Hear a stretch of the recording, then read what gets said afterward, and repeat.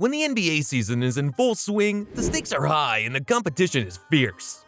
The hardwood court becomes a place where amazing skills and strong battles take place.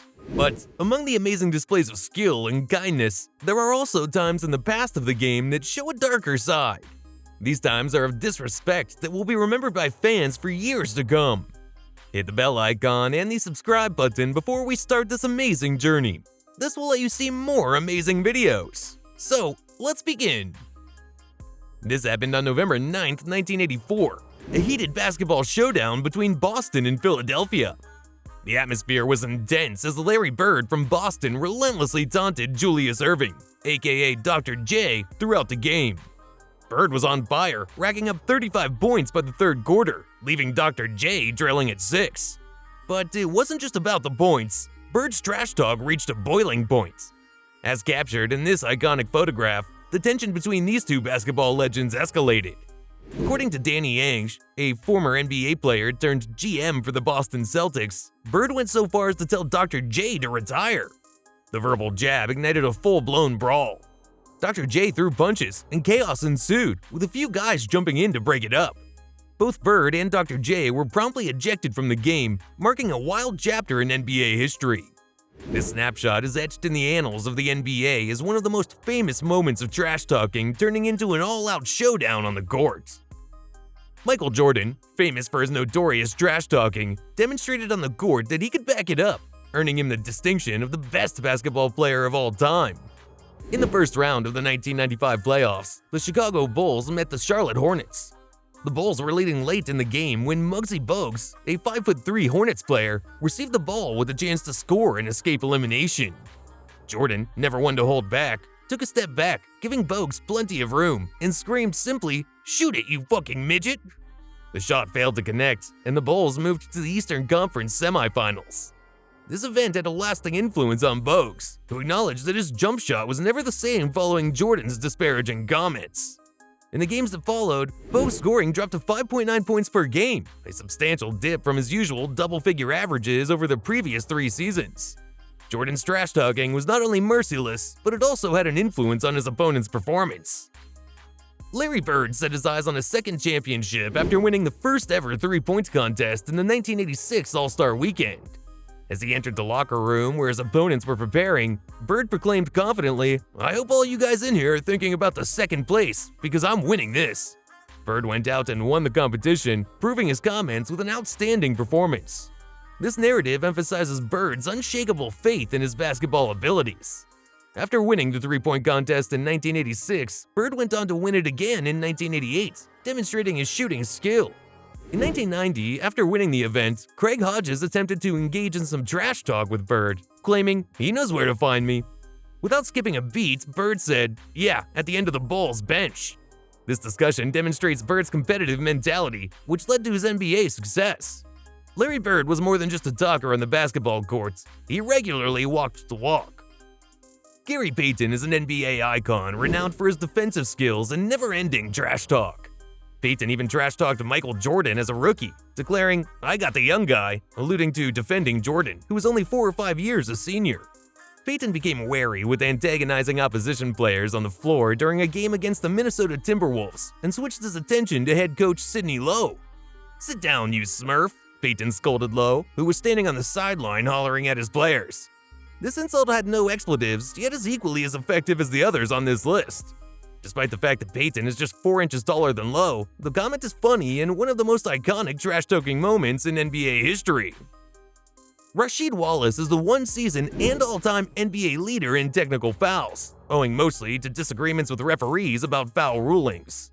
When Wallace wasn't yelling at the officials, he blasted his opponents, typically with funny, off-the-cuff statements.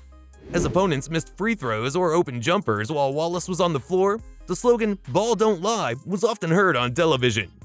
"Ball don't lie" was initially used when Wallace's opponents received an unjust foul call, and it was his method of criticizing the officiating without outright criticizing it, as well as psyching out his opponents. Wallace adds, "It just so happened that I felt like one ref called a BS call on me, so the guy went to the line. It was nothing personal against him. He went to the line and he shot that first one and it went clunk, and it simply sprang out. The ball does not lie." The remark has become associated with Rasheed Wallace and is still used in basketball at all levels today. Rodman was not the feared defensive force he became in the late 1980s and 1990s early in his career. Bird irritated the youthful Rodman, who had been entrusted to protect the experienced sniper. Bird started asking rival coach Chuck Daly, "Who's guarding me?" after scoring 4 straight baskets in front of Rodman. If that wasn't enough savagery, Bird said, "Is anybody protecting me? You'd best get someone on me or I'll go for 60. Rodman attempted as much D-up as he could, but Bird kept begging for the ball and added, "Before they notice, nobody's guarding me." This is some serious trash talk, and Bird's talents on the parquet floor could surely back it up. Rodman recovered and matured into one of the finest rebounders and defensive players the NBA has ever seen. It's comforting to think his career wasn't damaged by trash talking. Both players had been around for a while, but it wasn't until a game in January 2013 that their rivalry really began to boil over. The Boston Celtics' Garnett and the New York Knicks' Carmelo Anthony got into a scuffle and a brawl on the floor after Garnett used trash talk to get Anthony riled up. Both players were called for technical fouls, and after the game, Anthony confronted Garnett on the Celtics team bus. After the game, Anthony was fined and suspended, but the question on the minds of the spectators was what had prompted him to behave so irrationally. Garnett supposedly said that Anthony's wife tasted like Honey Nut Cheerios. If this is real, Anthony's behavior during and after the game might be explained. Carmelo Anthony downplayed the remarks later on, and now only he and Garnett know the truth. Shaq and Kobe are regarded as one of the NBA's most unstoppable duos, and their animosity is as famous as their time together with the Los Angeles Lakers. After demanding a trade to the Miami Heat due to uncertainty around Kobe's free agency and Coach Phil Jackson's contract, Shaq unleashed on Kobe and the franchise. Both players were chastised by each other and the media, with Kobe described as manipulative, and Shaq's request for a raise labeled as selfish and unreasonable. There have been numerous noteworthy episodes in this rivalry, and Shaq even rapped about Kobe losing the 2008 NBA Finals, alleging, "You know how I be. Last week, Kobe couldn't do it without me. Now that's the difference between first and last place. Kobe, tell me how my ass tastes." One of the only sports rivalries to carry over into the realm of hip-hop diss records. Paul Pierce was a well-known trash talker in the NBA, and he retired in the 2016-17 season after a 19-year career that included 1 title and 1 Finals MVP award. During a game against the Golden State Warriors during the 2017 season, Draymond Green slammed Paul Pierce, saying, "You can't get no farewell tour. They don't love you like that. Did you think you were Kobe?" Pierce responded a few hours later with a tweet that said, 73 wins and you thought you were going to win a title that year. 3-1 lead. Oops. Pierce allegedly fired numerous shots at Green throughout the game, after which Green allegedly reacted with the aforementioned farewell tour statement, which was recorded by the Under the Basket microphones. 2 famed trash talkers going at it creates one ferocious scene. These disrespectful NBA moments not only add drama to the game, but also serve as reminders that, beneath the glitz and glamour, professional basketball is a world of fierce competition and intense rivalries.